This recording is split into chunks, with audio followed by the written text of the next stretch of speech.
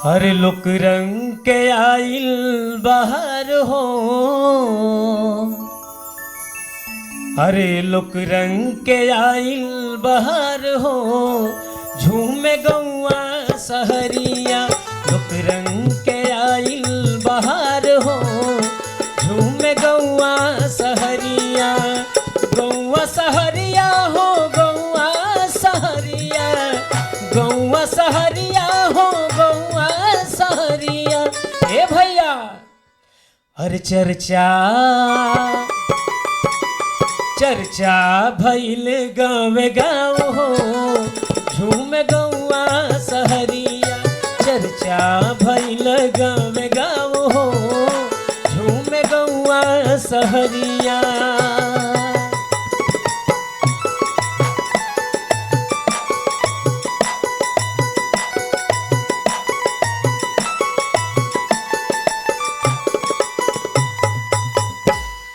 बिल्कुल सही बात बा संतोष जी। देखा हर जगह सगरों गांव गली मोहल्ला एकदम चर्चा हो गईल बा। हमार लोक रंग का हल्ला मच गईल बा, हल्फा मच गईल बा। और देखा हमार दर्शक लोगन टीवी पे एकदम टकटकी लगाए के कार्यक्रम देखे बदे बैठ गए बाड़न। बिल्कुल चाय पकौड़ी लेके। और का हो तबे ना देखा हर शनिवार और रविवार शाम 7:30 बजे दूरदर्शन पर भीड़ लग जाला, है ना। बिल्कुल। और देखा ये पहली बार हो रहल बा कि अवधी, भोजपुरी, बुंदेली और ब्रज चारों भाषा का संगम लगल बा।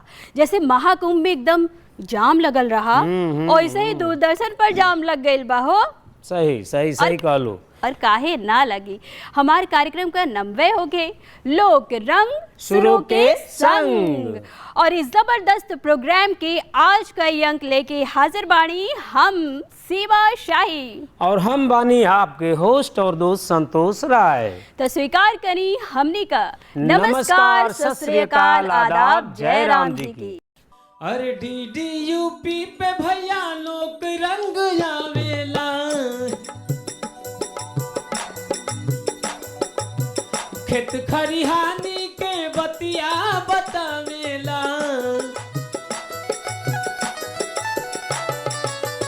डीडी यूपी पे भैया लोक रंग आवेला, खेत खरिहानी के बतिया बतावेला। कैसे चर्चा चर्चा भइल गाँव गाँव हो, झूम गौआ नगरिया। चर्चा भइल गाँव गाँव हो, झूम गौआ नगरिया। चर्चा भइल गाँव गाँव हो, झूम गौआ नगरिया। चर्चा भइल गाँव गाँव हो, झूम गौआ नगरिया। भैया तो चर्चा तो बहुत हो गईल बा, हल्ला हो गईल बा, एकदम हल्फा तो मचे गईल बा। तो यही के साथ ही देखत रही दूरदर्शन, काहे से कि यही मिलेला ज्ञान, मनोरंजन और शिक्षा का भंडार। काहे से कि ई ह लोक रंग सुरों के संग। तो यही के साथ ही हमने के देही इजाजत, अगले एपिसोड में हुई फिर से मुलाकात। तब तक के लिए नमस्कार, शुभ रात्रि।